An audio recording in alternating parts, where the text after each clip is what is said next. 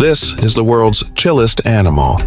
A giant hamster that swims, hangs out with crocodiles, and somehow vibes with literally every creature on Earth. Meet the capybara. Part rodent, part Zen master, and 100% proof that being ridiculously chill is an actual survival strategy. This animal has no enemies. Not because it's dangerous, but because apparently everyone just likes it? Birds use it as a perch. Monkeys use it as a grooming station. Even crocodiles are like, yeah, you're cool. Today, we're diving into the science, the sociology, and the sheer vibes of nature's most unbothered creature. Why is the capybara so calm? How did a giant rodent become the internet's spirit animal? And what can we learn from an animal that literally just exists peacefully? Let's find out. So, what exactly is a capybara? First things first, it's a rodent. The biggest rodent on Earth, in fact. We're talking 4 feet long, 2 feet tall, and up to 140 pounds of pure, unbothered energy. That's roughly the size of a large dog, but shaped like, well, a giant guinea pig with a permanent sense of inner peace. The capybara, scientific name Hydrochoerus hydrochaeris, which literally means water pig, lives in South America. You'll find them chilling in countries like Brazil, Colombia, Venezuela, Argentina, and pretty much anywhere with rivers, lakes, or marshes. They're semi-aquatic, which we'll get to in a minute, and they live in groups that can range from 10 to 40 individuals. But here's what makes them special. Capybaras have become internet legends for one simple reason. They are impossibly, inexplicably, relentlessly chill. There are thousands of photos online of capybaras just hanging out with everyone. Birds perched on their heads, monkeys grooming their fur, turtles basking beside them, even caimans, basically crocodiles, floating nearby without a care in the world. How does a rodent become the universal friend of the animal kingdom? Stick around, because the answer is way cooler than you'd think. Let's get to know our subject. The capybara is the largest living rodent on the planet. And yes, that means it's related to rats, mice, and, most adorably, guinea pigs. In fact, if you look at a capybara's face, you can totally see the family resemblance. Same round snout, same gentle eyes, same I have no thoughts, only vibes energy. But unlike your average pet rodent, capybaras are built different. They've got stocky, barrel-shaped bodies covered in coarse, brownish fur. Their legs are short, which gives them a low center of gravity. Perfect for an animal that spends a lot of time near water. And their teeth? Classic rodent incisors that never stop growing, which means they spend a good chunk of their day munching on grass and aquatic plants to keep them filed down. But here's a fun fact that'll blow your mind. Capybaras don't have tails. Zero. None. They're one of the few rodents without one, which honestly just adds to their whole chonky potato aesthetic. No tail, just vibes. And here's another weird one. Capybaras are technically considered fish by the Catholic Church. Seriously. Back in the 1700s, missionaries in Venezuela asked the Pope if they could eat capybara during Lent, when meat is off limits. And the Pope basically said, yeah, sure, it swims. Close enough. So, technically, in some parts of South America, capybara is still served as a Lenten dish. Religious loopholes aside, these animals are fascinating from a biological standpoint. And when you understand how they live, the whole chill vibes thing starts to make a lot more sense. Now, let's talk about water, because capybaras love it.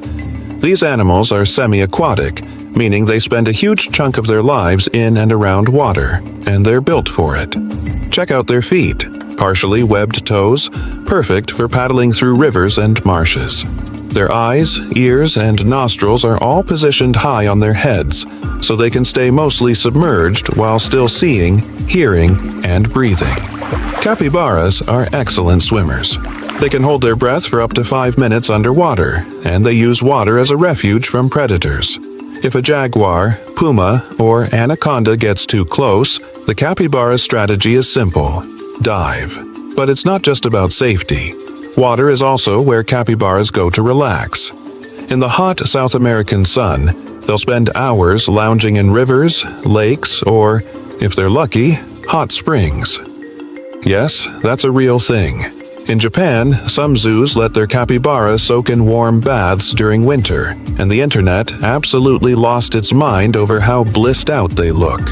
And honestly, fair. If I were a giant rodent in a hot tub with a citrus fruit floating nearby, I'd be pretty zen too. Okay, so here's the big question. Why are capybaras so chill? Like, genuinely, what is it about this animal that makes it the embodiment of peace? Why doesn't it freak out when a monkey climbs on its back? Why does it just sit there and let birds use it as a landing pad? The answer comes down to two things: temperament and social structure. First, temperament. Capybaras are naturally calm, social animals. They're herbivores.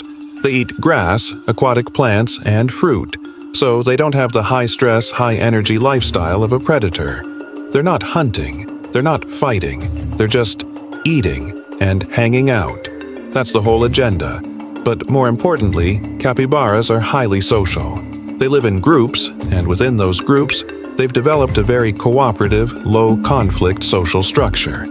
They communicate through purrs, barks, whistles, and even a sound that can only be described as a squeak bark. And they're incredibly tolerant, not just of each other but of other species. This tolerance is key. Capybaras don't see most other animals as threats. Birds, harmless. Monkeys, whatever. Even caimans, the South American cousins of alligators, don't bother them much because capybaras aren't acting like prey.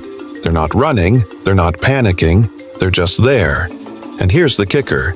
This calmness is actually a survival strategy. By staying calm and moving slowly, capybaras don't trigger predators' chase instincts. And by living in large groups, they benefit from safety in numbers. If a predator does attack, the group scatters, and the predator usually only gets one. Cold math, but effective. So yeah, being chill isn't just a personality trait. It's an evolutionary advantage. Now, let's talk about the real reason capybaras went viral. Their bizarre, wholesome, completely unexplainable friendships with other animals. You've seen the pictures. Capybaras with birds on their heads. Capybaras with monkeys grooming them. Capybaras with puppies. Capybaras with ducks. Capybaras with baby chicks. It's like they're running a petting zoo, except they're the ones getting petted. So, what's going on here? Why do other animals treat capybaras like a public couch? Part of it is pure practicality. Birds land on capybaras because they're a convenient, warm, mobile perch. Monkeys groom them because capybaras have thick fur that can harbor insects. It's a mutually beneficial arrangement. And smaller animals hang around them because capybaras are calm, non-threatening, and often near water, a good place to be. But there's also something deeper. Capybaras are just tolerant. They don't swat, they don't bite, they don't chase, they just accept the chaos. And in the animal kingdom, that kind of chill energy is rare. It's like they've achieved some kind of Zen enlightenment, like they've transcended the petty dramas of the animal kingdom and just decided, you know what, we're all just trying to survive out here, let's be cool. And honestly, it works. Capybaras have become symbols of peace, patience, and acceptance. They're the animal kingdom's emotional support rodent. But let's not romanticize it too much. Capybaras aren't chill because they're enlightened. They're chill because it works. Living in groups is essential. A capybara herd has many eyes watching for danger. If one spots a predator, it'll let out an alarm call and the whole group responds. They're vigilant but not paranoid. And being semi-aquatic gives them a huge advantage. Most predators can't follow them into deep water. Jaguars can swim, sure, but they'd rather not. Anacondas are a threat in the water, but capybaras can dive and escape.